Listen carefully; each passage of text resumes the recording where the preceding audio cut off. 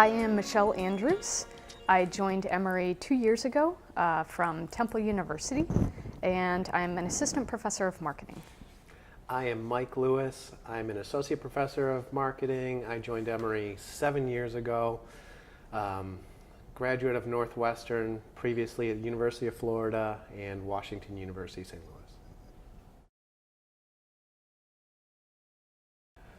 Well, the list you're talking about is, so on an annual basis, I do a bunch of rankings related to who are the best fan bases really across all the sports. And the one that really pops is the NFL.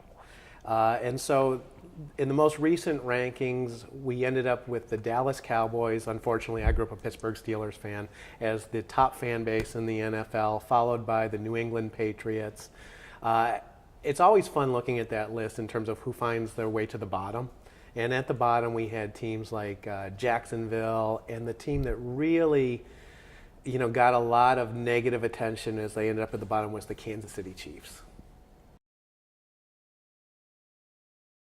So the fan base rankings they're an interesting thing academically, in that they have a lot of appeal to the real world, in that this stuff gets picked up by Yahoo and other media outlets, and fans like to talk about this stuff.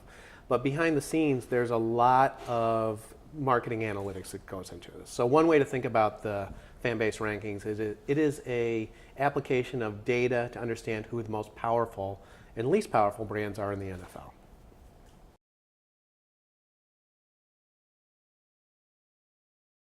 I think there's a difference between attitudes and behavior. And so the thing about a focus group is that a lot of times it's intent or how people feel about things, but analytics really captures behavior. Are you physically present? Have you actually bought tickets? What games you attend? Mm-hmm. And so that gives probably a more truthful picture of what goes on.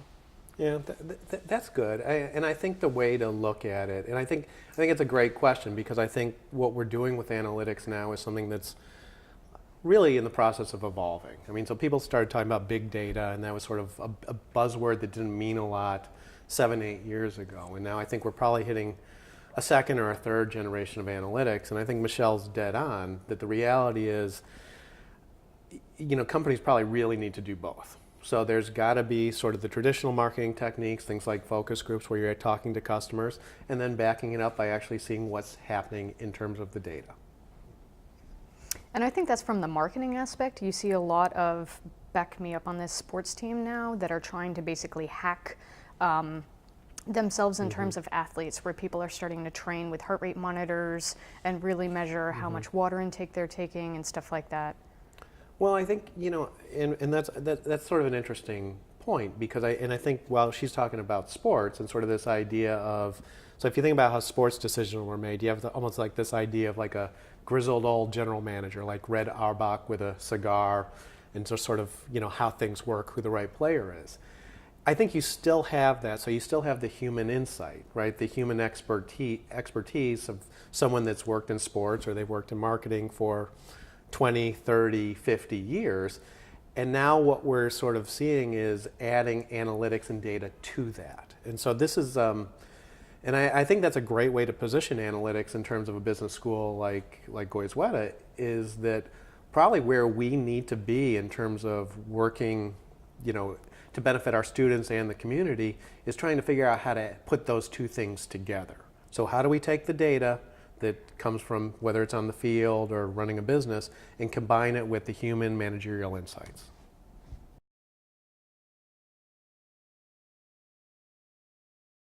Well, the Analytics Center is something that has a bit of history at Emory. So we put the center out there a few years ago, and we've done some things, annual conferences, and started to build bridges to the local community, to the business community. We do some stuff at the student level in terms of applied class projects. One of the reasons why I've wanted to have Michelle join us today is I think, as it's 2017, what we're doing with the Analytics Center is we're taking it to, let's say, the next step. Okay, and so Michelle is a brand new person with some expertise in essentially going out there working with companies to do things like field experiments, I think is a great addition to what we've done historically in the Analytics Center. So the Analytics Center moving forward is going to continue to build bridges with companies. If I think about what we're doing locally, we've got a bunch of projects in place with organizations ranging from, let's say, the local professional soccer team to local retailers engaged in fashion to, even, it's sort of a more recent and more nascent partnership, a company that has an expertise in this realm of esports. So we do a lot of things with a lot of different companies.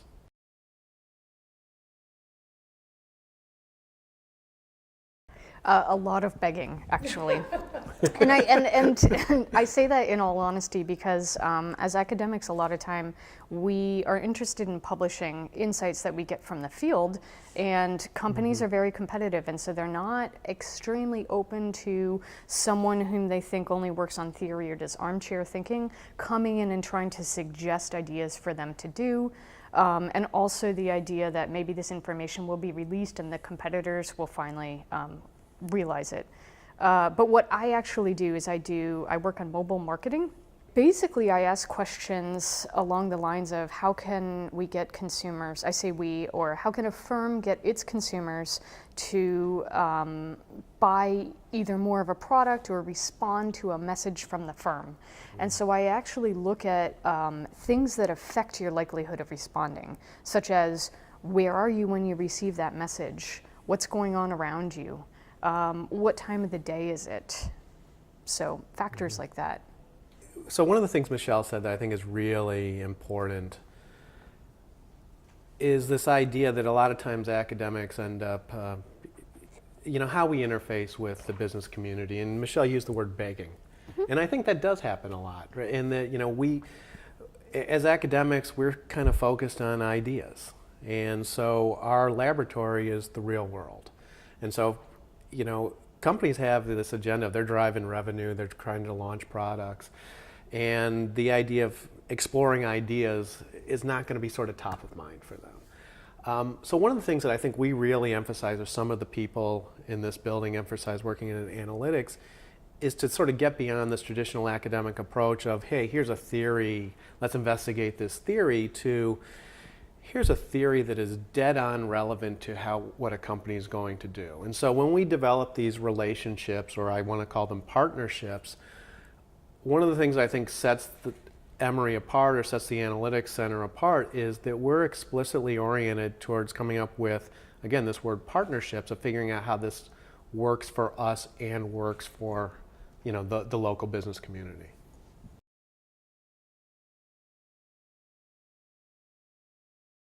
It's a real challenge. Academic research tends to involve essentially almost throwing, you might call it rocket science at business problems. Okay, so a lot of advanced statistics, optimization techniques, but these are projects, R&D projects, that can take months or years. When companies are trying to make decisions in the marketplace, they're trying to figure out what to do next week. Okay, so it's this balance between fundamental learning and fundamental research versus making quick, good decisions. So when I think about what we've tried to do, it's really, almost working like as the long-term R&D arm for companies that want to partner with us. So fundamentally understanding, so let's say something in the video game industry where this topic of gamification is a big thing. So gamification means you allow your customers to do things like level up or earn badges. And so it's not just in games, right? You see this in the airline industry. I want to make gold, platinum, or whatever they want to call it. Or I want to earn a fitness badge on Nike Fuel. Okay, so companies in those kind of spaces are trying different things, and they're seeing how consumers respond. So we dropped in this badge. What did consumers do? So one of the things that we might do is develop really kind of powerful and complicated statistical models to figure out how those dynamics work, that we can then go talk to the companies and say, well, this is maybe the directions you should go. I can talk about a recent project that I just did. And a good way to maybe think about why this project was important is, I don't know if you have noticed, but sometimes when you get into an elevator, a lot of times there might be other people in the elevator and it's a small confined space. And so people move around to try to create space for each other, and especially if you're strangers, you take the ride in silence. And some people actually get into a habit of immediately when they get on the elevator, they check their phone as kind of a way to deal with maybe anxiety with strangers. And so my colleagues and I had noticed this type of behavior, and we went and started working with a company that does mobile marketing. And we said, you know, we think that a lot of times when people are in crowded situations where they can't extract themselves from the crowd, something they do to deal with their anxiety is they go ahead and they look at their mobile phones. And so maybe if you can capture people who are in crowds, this will be a perfect time to try to send them a message. They may be more responsive to that. And so we actually ran an experiment in an underground subway system of a large city that was mobile equipped, meaning you could actually use your cell phone while you were riding the subway. And we found that controlling for a host of potential alternative explanations, people were more likely to respond to an incoming message from a marketer when they were in crowded trains than when they weren't. And so take this back into the sports arena. Something that we've also been considering is this idea of, a lot of times when you're at a sporting event, you're watching two teams compete, and hopefully you're rooting for one team, if not both. But if your team is losing, a lot of times people become more depressed. They tend to eat more, consume more calories the next day, etc. And so if, while the action is occurring, if the marketing team was able to distract the fans from the losing team by sending some cool information or kind of interacting with them in real time on their mobile phones, that might be something that can actually help their fan base. You know, I think what Michelle's talking about is, again, a great example of sort of how a place like a university can add value. So, I mean, if you think about what she said, she's talking about this idea of anxiety, right? So it's kind of this notion of consumer, let's call it consumer psychology, a deep understanding of consumers. They test this in a subway, but then the idea is, well, you can then start to identify other places where anxiety is common, right? And then the company can start to almost, let's say, I mean, it kind of sounds bad, but exploit consumer anxiety. The other thing you could add to that is, if you've got data over time on how different customers have behaved, you could almost run a test and figure out what types of you could almost identify, based on past data, just transaction data, customers that are going to be more prone to responding to anxiety, and start targeting at that level. So you go from a relatively simple experiment like A/B testing, which is a lot of what companies do. You figure out the theory behind it so you can extend it, and maybe you go back to the data and add that and extend it even further. And one last comment on Mike's, it's not necessarily about exploiting customers. It's more the idea that if a ton of companies are offering relatively similar services, the way you offer it better than your competitors is by understanding your consumers. And that's where I think there is a marriage between academics and businesses that can get to that next level.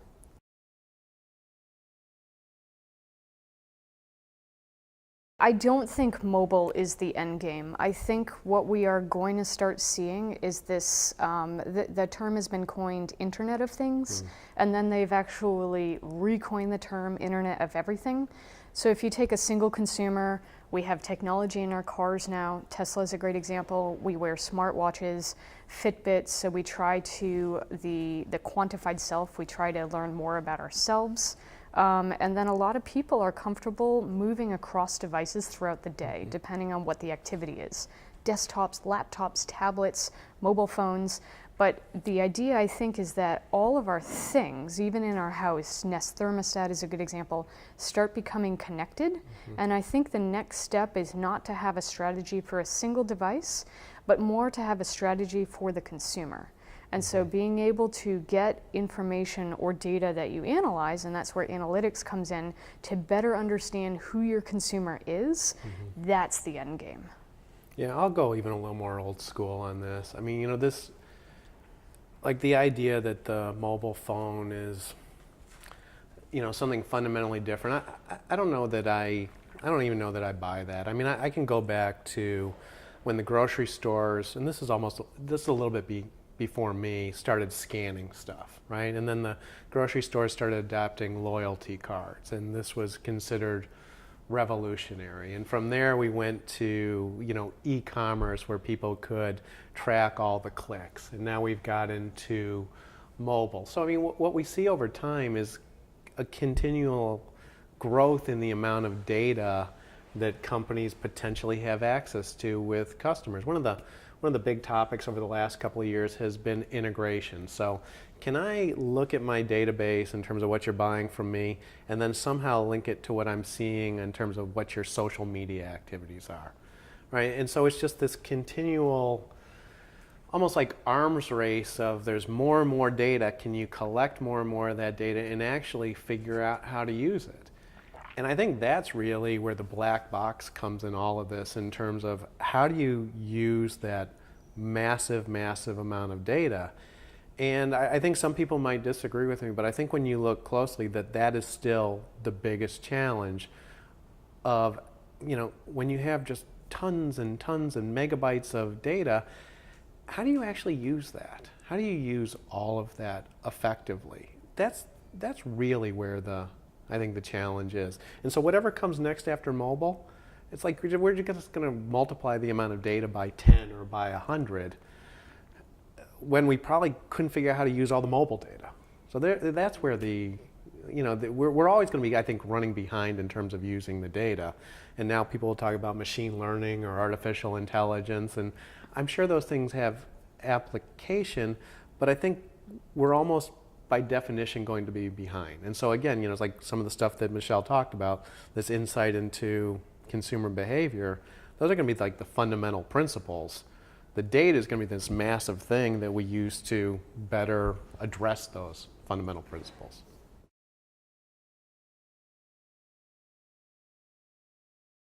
Well, I'm probably more in that business than Michelle, and one of the things that you end up doing is figuring out ways to essentially compress the data, okay?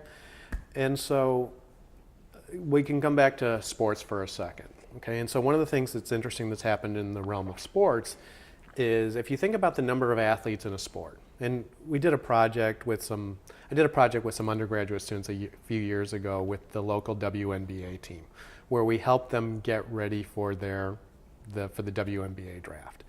One of the real challenges there is if you think about all the people that have played in the WNBA, it's really not very many. So you got 10 or 12 teams, and the league has been in existence for 10 years, which means you got data on maybe 200 people that have really played center, let's say. So you got 200 athletes that have played a position, but you got so much data on each individual, right? And so you got too much data given how many observations you have.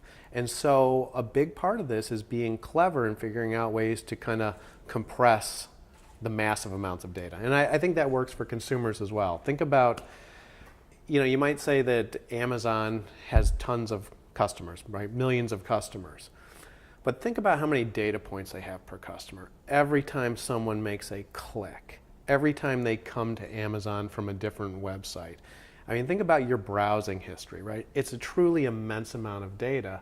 And so a lot of this is and there's multiple ways to do this. You can be clever about it as sort of the marketing insights and how you compress the data, or you can use a tool like, artificial intelligence or machine learning. My preference is actually to sort of use that human mind to figure out how to compress things that you can actually work with it. I teach the core in marketing, and so what the core is it's the first class that anyone would take if they major in marketing. It is also an introductory course to marketing, so even if you don't major in marketing, this is a great course to take. And it basically covers principles of marketing. What is marketing? How do we go about doing it? We use some case methods.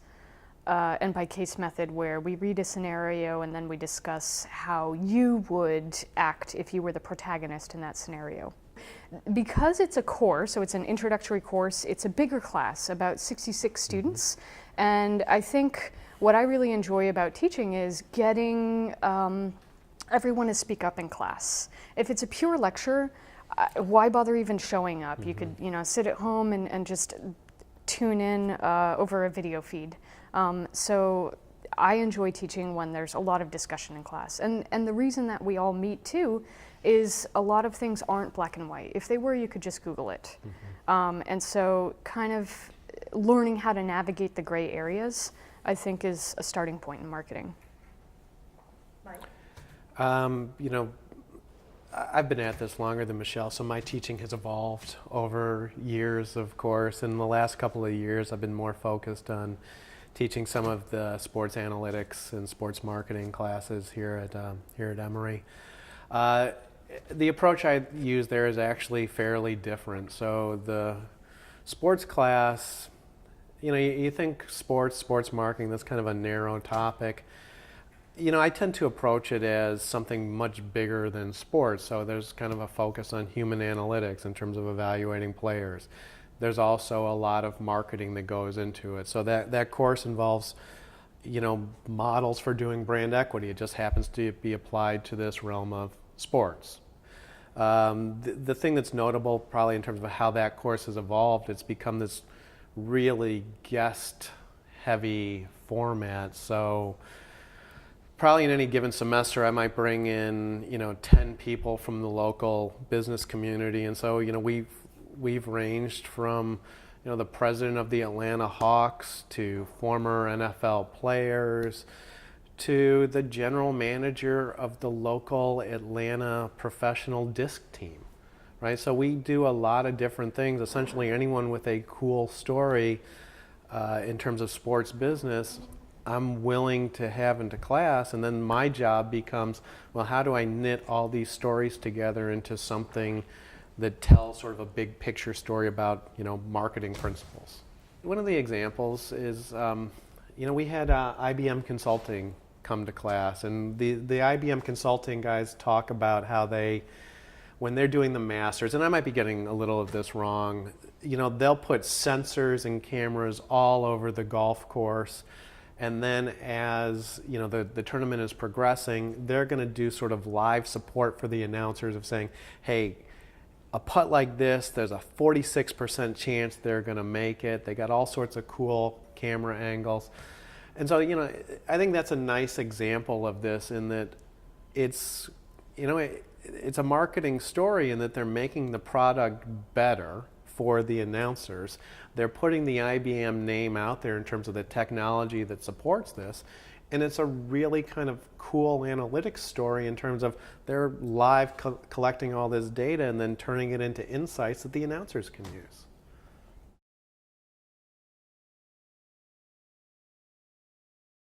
The world has become almost everything is marketing now, right? I mean, so you go back and again, I'll be the older guy here, so the kind of the history lesson in all this, it's like, so how do companies compete now? We've moved out of this era of, my instant coffee is better than your instant coffee to something where, I forget who said it, but, most beer is good, most bread is good.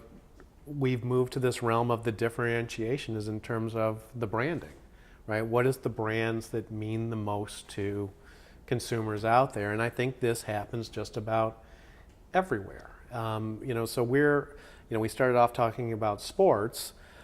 I'm from Chicago, and there's two baseball teams there. There's the Chicago Cubs, which are much beloved, and there's the Chicago White Sox that are not. Okay? And, Sox fans will be angry at that, but the reality is that Cubs brand just resonates and sort of attracts people to it. You could take the entire roster from one team and put it on the other team, and the fans are still going to go to the team that they were enthusiastic about. I mean, even sitting here in a business school, we have a little bit of branding here. I think you could also argue that business schools are, a lot of the content's the same. We teach analytics, we teach marketing. And so what is it about the brand that resonates with people and gets students to want to be part of Goizueta? They start to engage with Emory, they find out that they really like someone like Julie Barefoot at admissions, and those relationships start to be created. Then they come to visit campus and they meet some of the faculty. And hopefully what the school does is we create an environment or a community that is kind of consistent with the brand we're trying to put out there. And that's how, it's a business school example, but that's largely how any business is going to work. It's just that we get to do this with a very kind of personal touch and really know all of our customers. Whereas, Amazon doesn't know their millions of customers, right? The Chicago Cubs don't know their millions of customers, though they may know some of the expensive season ticket holders. Would people get a degree from the Cubs or Amazon? I think the Cubs are going to offer a degree. You know what? Amazon, Sabermetrics. but you could imagine Amazon using their brand to offer a degree in the future. Amazon University, I don't think that's Be a far-fetched Phoenix? at all. Yeah. We started talking about mobile, so it's like a lot of data coming into play, a lot more monitoring of consumers. Then we sort of leaped in saying, well, this idea that marketing is becoming more popular and prevalent everywhere. And yeah, so sports, politics, entertainment, business schools. It actually kind of goes back to, I want to say it's an old HBR article that almost had the title of something like "Marketing is Everything." And I think you could argue that we've actually arrived at that point where marketing is everything, where teams are about building their brands and doing marketing to season ticket holders. And Michelle didn't want to touch it, but if you think about politics, now politics is very much about building branding. We have a president that tweets out to maintain his brand. PhD students, you need to sort of take them from being people that just graduated from college and turn them into potential faculty. Well, in a PhD student, you're really going to have to steer them and help them find where they want to go with this. Because if you think about academic research and being a PhD student, this is something that takes years. And so you got to help them find something that they really are interested in and really love.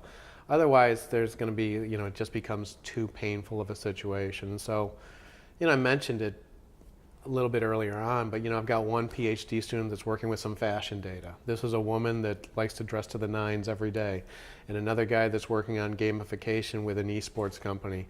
He happens to be a guy that is at his happiest if he's sitting there watching people play video games or playing video games himself.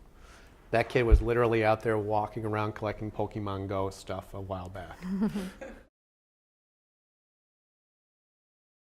Why wouldn't you study the best? She started out as a journalism major, went to law school, and then went into marketing. So obviously she's It was like a finding Pokemon Go, collect all the whatever's degrees. Yes, whatever is left. I love marketing. What about you, Mike? I think, marketing is kind of, for good or ill, marketing is how our world works right now. And so, it's like if you want to understand anything about our world, politics, the stuff at the grocery store, marketing is probably the ideal lens to do it. You start with marketing, the rest is details.